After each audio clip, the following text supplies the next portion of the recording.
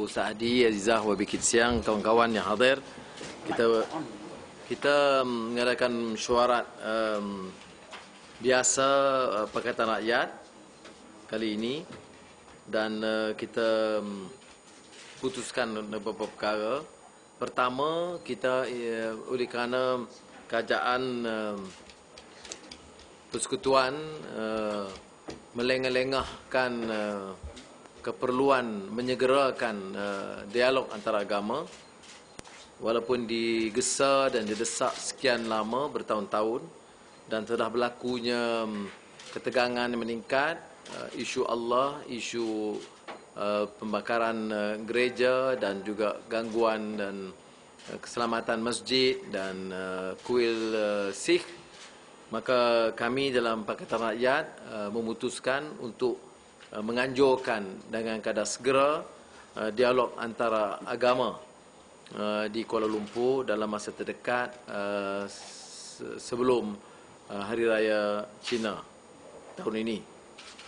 Kita juga melahirkan penghargaan kepada rakan-rakan yang mengambil pendirian yang tegas dan berani menjelaskan isu ini atas dasar keyakinan kita tentang kebenaran pendirian kita.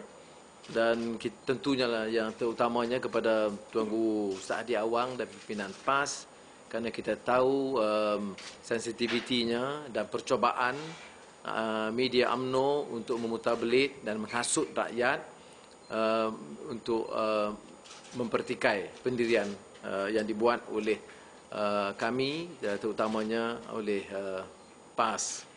Tetapi keberanian mereka untuk menangani masalah ini, membantu meredakan kekeliruan yang ada, memberi keyakinan kepada rakan-rakan kita, orang-orang Kristian dan penganut agama lain, dan juga memberikan penjelasan bahawa umat Islam memutuskan berdasarkan apa yang dianggap sebagai yang benar dan hak, dan tidak ada kepentingan politik yang bercanggah. Lagipun UMNO tidak tegas, dia berdolak-dalik beberapa kali. Dan sekarang ini keputusan UMNO tentang Allah itu bercanggah kerana tidak konsisten, lebih-lebih lagi bila 4 negeri dibenarkan dan negeri lain tidak dibenarkan. Pakatan Rakyat akan mengadakan sambutan Pakatan Rakyat 2 tahun di Pulau Pinang pada 10 Mac. Dan Pulau Pinang akan menjadi tuan rumah kali ini kerana tahun lalu kita adakan di Selangor. Kita juga putuskan tentang beberapa perkembangan yang baru, dan oleh demikian kita minta supaya jawatankuasa tata tertib yang dibentuk dulu menyegerakan perjumpaan untuk melihat perkembangan, memastikan kerjasama di kalangan pimpinan semua peringkat Pakatan Rakyat itu terjalin dengan baik, dan mereka akan mencadangkan isi kandungannya dan langkah-langkah yang perlu dan isu-isu yang dianggap melanggar kod ethics dan juga tata tertib Pakatan Rakyat. Sementara itu, saya bagi pihak Parti Keadilan Rakyat telah memberi penjelasan tentang pendirian kita bersabit dengan kenyataan dan tindakan YB Zulkifli membuat laporan polis terhadap ahli parlimen PAS YB Khalid Samad, dan bahawa pimpinan Parti Keadilan Rakyat memandang berat, tidak bersetuju dengan laporan polis berkenaan, dan juga minta supaya kes itu dirujuk dalam keadaan segera kepada Jawatankuasa Disiplin. Pagi tadi, seperti mana kenyataan yang saya buat dan saya laporkan kepada pimpinan Pakatan Rakyat, bersabit dengan serangan keterlaluan YB Datuk Zaharin terhadap Ketua Menteri YB Lim Guan Eng. Kita menyangkal, membantah keras kerana kenyataan itu melampau, ada agenda dan muslihat yang kurang sihat, dan itu bercanggah dengan fakta dan juga semangat muafakat Pakatan Rakyat. Itu terima kasih Ustaz. Sa'di.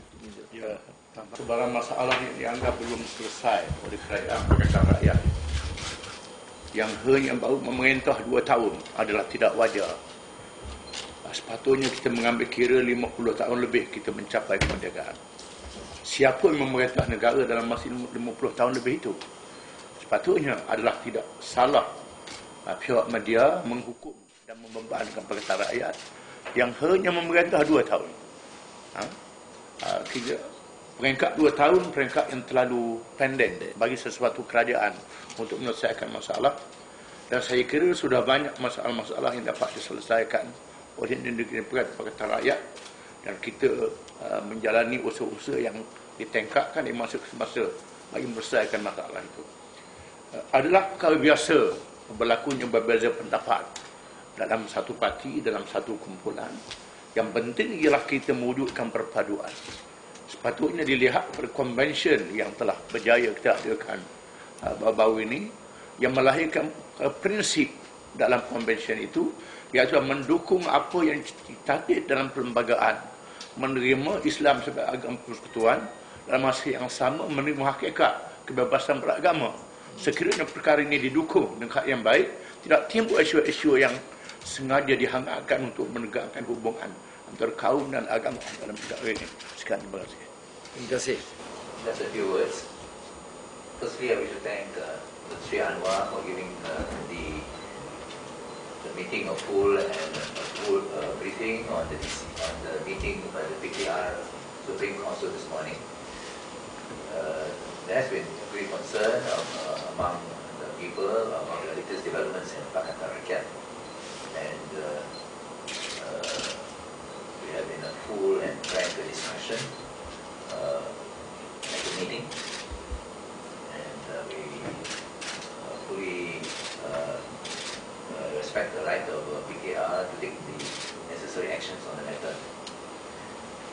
I was personally quite intrigued by the Prime Minister's how quick the Prime Minister had been in jumping to try to exploit the issue on the Zahrain's attack on Guan Eng. But now that we know that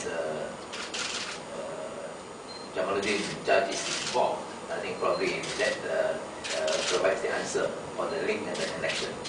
But whatever it is, I think the PR leadership is committed that we will continue to work together in order to fulfill the hopes and the trust of the people for a new Malaysia. Thank you.